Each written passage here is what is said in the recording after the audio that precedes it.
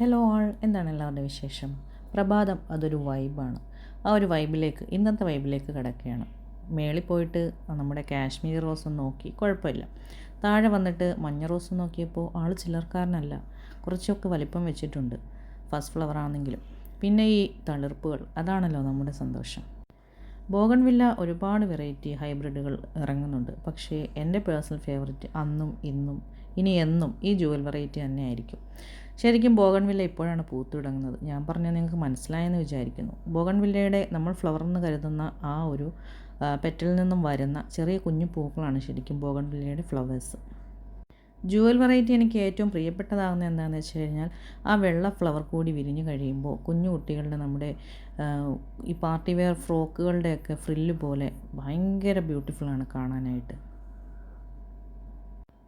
പിന്നെ എനിക്കൊരു ശ്രീലങ്ക മുല്ലയുണ്ട്. ഞാൻ വെട്ടി വെട്ടി വെട്ടി ഇവളെ കൊണ്ട് തോറ്റല്ലോ എന്ന് പറഞ്ഞിട്ട് ഇപ്പോൾ അത് വീണ്ടും പൂത്തു തുടങ്ങിയിട്ടുണ്ട്. കുറച്ച് പ്രയാസമായിരുന്നു. അതിപ്പോൾ റീപ്പോർട്ട് ചെയ്തു, പ്രൂൺ ചെയ്തു, ഇപ്പോൾ പൂക്കളൊക്കെ വന്നു തുടങ്ങിയിട്ടുണ്ട്.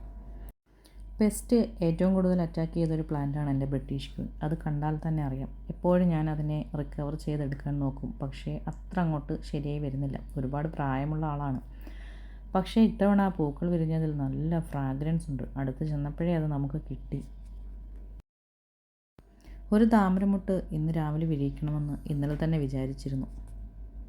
ഗാർഡനിങ്ങിൽ ഇന്നത്തെ മെനുവിൽ വെച്ചിരുന്ന ഒരു ഐറ്റമാണ് താമരമുട്ട് വിരിയിക്കുക എന്നുള്ളത്. അപ്പോൾ ഇത് വിരിയിച്ചിട്ടുണ്ട്. ഇത് പിങ്ക് ക്ലൗഡാണ്. ഈ പൂക്കൾക്ക് കുറച്ചും കൂടിയൊക്കെ വലിപ്പം ഉണ്ടാവും. പക്ഷേ ഞാനിപ്രാവശ്യം താമര പോട്ട് ചെയ്തപ്പോൾ വളങ്ങളൊന്നും കൊടുത്തിട്ടുണ്ടായില്ല. അപ്പോൾ ഒന്നുകൂടി വിരിയിക്കാനുണ്ട്. അതിന് നാളെ ആകട്ടെ.